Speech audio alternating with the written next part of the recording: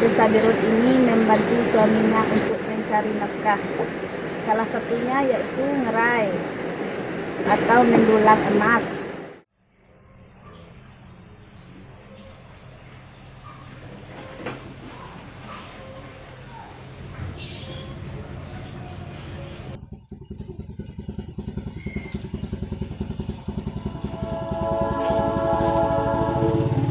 Menambang emas adalah pekerjaan sehari-hari para perempuan di Desa Birun. Setiap hari, mereka harus berjalan jauh atau menyeberangi sungai untuk mendulang emas. Salah satunya Yesmi Dawati, perempuan muda yang juga menjadi ketua kelompok perempuan. Masyarakat Desa Birun berasal dari marga Pangkalan Jambu, keturunan orang Penghulu. Desa Birun kaya akan sumber daya alam, emas, sungai, dan hutan tropis yang kaya akan potensi keanekaragaman hayati. Yesmi Dawati menyadari menambang emas bukanlah mata pencaharian yang berkelanjutan. Resiko yang harus mereka hadapi juga cukup besar. Dalam 3 tahun terakhir, belasan orang meninggal dunia akibat kecelakaan kerja di tambang emas yang beresiko. Di saat satu nama menepi UPS mulai berangsur untuk mengelola lahan pertanian dan membuat bubuk kopi. Satu nama sangat berperan terhadap proses gerakan KUPS ini, mulai dari tahap awal pembentukan kelompok hingga ke pemasaran. Sebagai petani yang sering datang ke kebun, bisa dibilang tapak petani lah yang menyelamatkan kebun. Setelah proyek IPAF datang, perempuan mulai dikenalkan untuk mengelola potensi sumber daya alam lain, yaitu kopi. Itu makanya kalau kita ke kebun, ada yang merah langsung kita ambil, ada yang merah langsung kita ambil. Bahkan kalau prosesnya ingin cepat kan, ambil langsung kita jemur. Kami membuat dom untuk penjemuran kopi dengan tujuan intensitas cahaya terjaga, mempertahankan cita rasa khas kopi, dan memperoleh kualitas kopi terbaik. Di 4 desa lokasi proyek, kopi merupakan salah satu tanaman perkebunan yang tumbuh subur di sekitar hutan. Selama ini, kopi hanya dijual dalam bentuk biji mentah yang harganya sangat murah. Proyek IPAF memberikan pelatihan kopi, mulai dari budidaya, cara menjemur, cara mengolah biji menjadi bubuk kopi, dan pengemasan. Proyek juga memberikan fasilitas berupa mesin grinder dan roasting serta kemasan produk.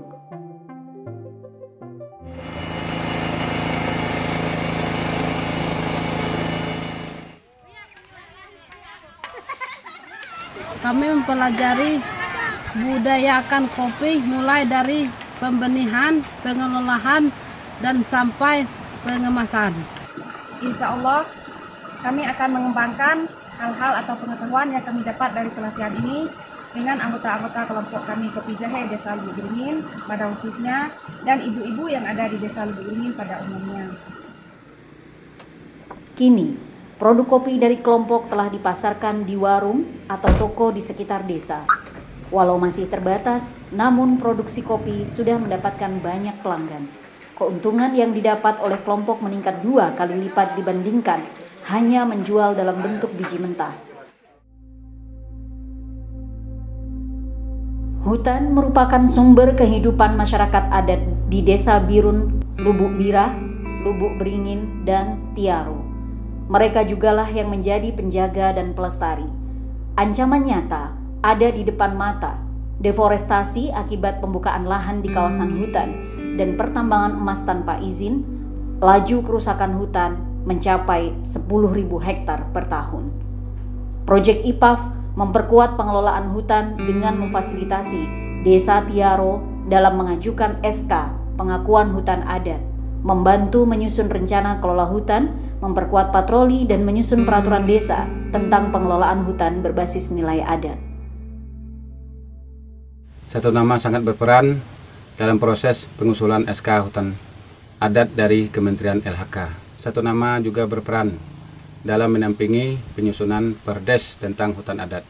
SK hutan adat yang akan diterbitkan oleh LHK sangat penting bagi desa dikarenakan pintu akses akan terbuka seluas-luasnya untuk memberikan kepastian, keberlanjutan ruang hidup. Banyak peran satu nama terhadap LPHD Birun. Misalnya, satu, mendampingi penyusunan perdes tentang pengelolaan hutan desa. Yang kedua, meningkatkan kapasitas tim patroli untuk pemetaan di hutan desa. Yang ketiga, membentuk unit usaha LPHD, yaitu pembentukan KUPS Mekar di Seladuri. Luar biasa lah, karena sebelum ini belum ada pernah yang untuk memberi pendamping hutan adat desa kami. Insya Allah mudah-mudahan desa kami terbantu, baik itu secara ekonomi maupun terpeliharanya hutan adat desa kami. Semoga hutan adat kami terjaga dan terpelihara aman dan terkendali. Itu harapan kami. Proyek ini memberikan kontribusi pada 4 area spesifik IPAF. Yang pertama adalah ketahanan pangan dan nutrisi.